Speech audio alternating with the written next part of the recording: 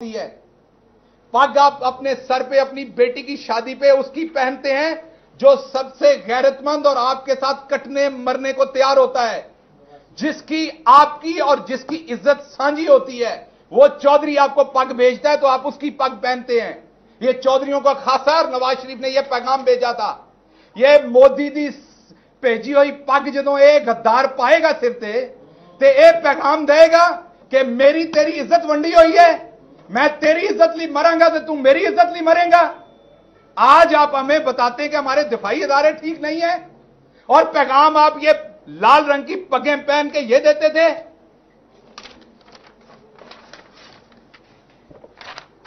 मैं इंडिया गया था, मुझे आज तक याद है, मेरे साथ एक 62 साल के प्रोफेसर थे।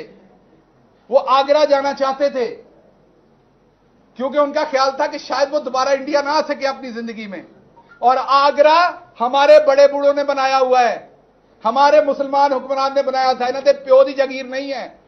सो देखना हमारा हक था, लेकिन हम नहीं जा सके थे क्योंकि हमारे पास सिर्फ दिल्ली का वीजा था।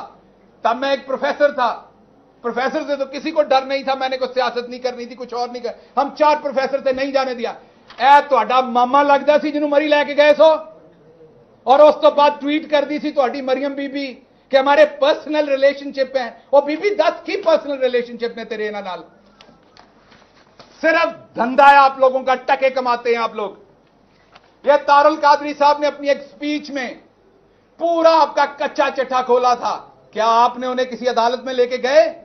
आपने डिनाई किया किसी इल्जाम का? यह है जंदाल साहब जो अपना बूथा निकाल के आपके कॉरिडोर्स में तस्वीरें पेश कर रहे हैं आपके घर में। आपको बर्थडे विश करने का उन्हें एक्सेस है। पाकिस्तानी बिजनेसमैन को एक्सेस है बर्थडे विश करने का आपको, मोदी को? क्या मोदी किसी से मिलता है, किसी पाकिस्तानी बिजनेसमैन से?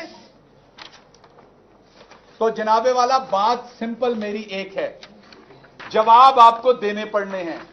अगर आपकी प्रॉपर्टीज निकल आई हैं तो फौज के ऊपर अपना गंद मत फेंकें।